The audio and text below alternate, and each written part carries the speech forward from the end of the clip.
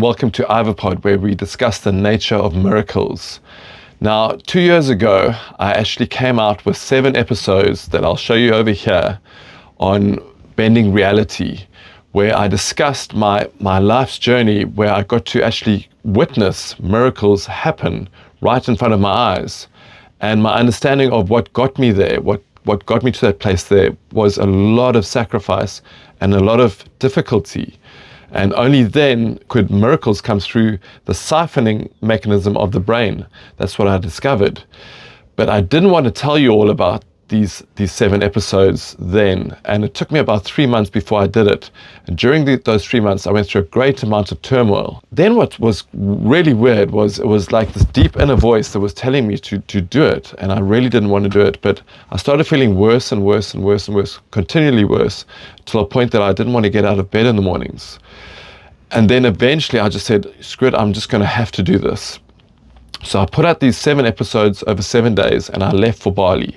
And I thought, well, I'm just going to put it out there, and if I get burnt at the stake for being a witch, you know, for saying that I've witnessed these miracles in my life, then so be it. I arrive in Bali, and the first night I'm there, I drink a glass of water, I put it down, I speak to the waiter, I look back, and the glass of water is full again. Now, of course, my brain goes, and of course I go, that couldn't have happened. I obviously just didn't drink the glass of water, and I thought that I did. So I drank it again, I put it down again, and then the next time I looked away the next time, and then I looked back, and the glass was full again. And I thought, oh my word, it started again. I didn't understand what was really happening, and then over the next month, miracles seemed to spiral, that they seemed to get bigger and bigger every day. And I felt like I was in a place in my mind as well, that I was in a place where I could say to God, I could actually say, listen, I want you to show me more, and I'm going to discuss everything that I saw on IVAPOD in part 1. And in part 2, we're going to be discussing with other people that have witnessed miracles, and with specialists, you know, psychologists, philosophers, parapsychologists, and that sort of thing.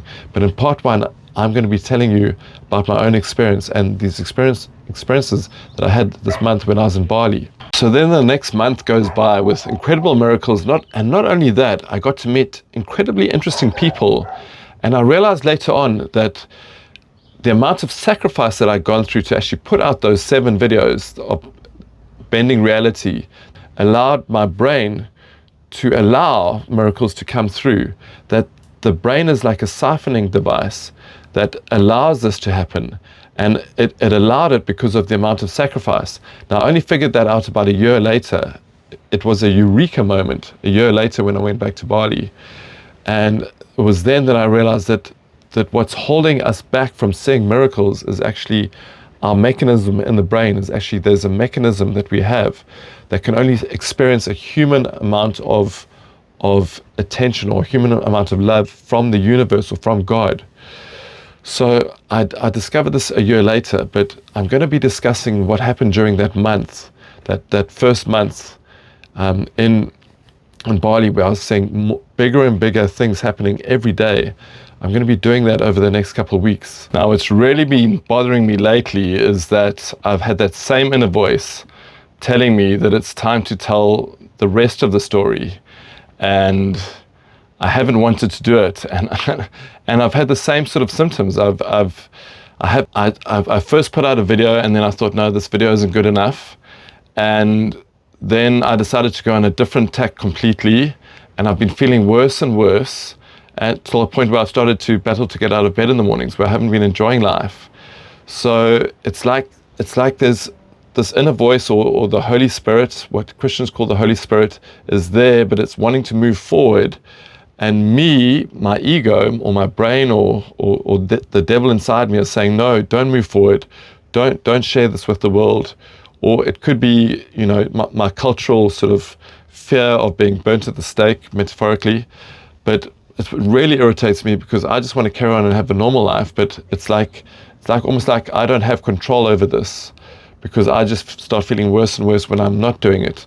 So it's been really irritating to actually have to come out and tell you the story, but I'm going to be telling you the story of what happened in Bali. And then I went back to Switzerland, where I was living at the time, delighted after that month in Bali, thinking that this is going to be the rest of my life, that there's just going to be miracles and I can podcast.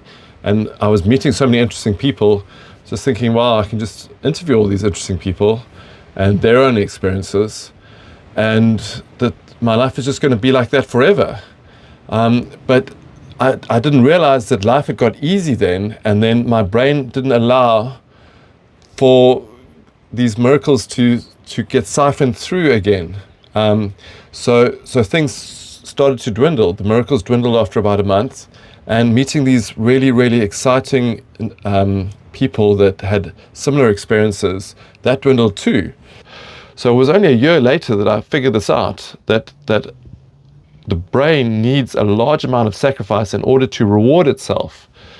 So I managed to implement something then that I'm going to tell you about, and implement something in the brain so that you don't need this large amount of sacrifice in order to get good things to come into your life.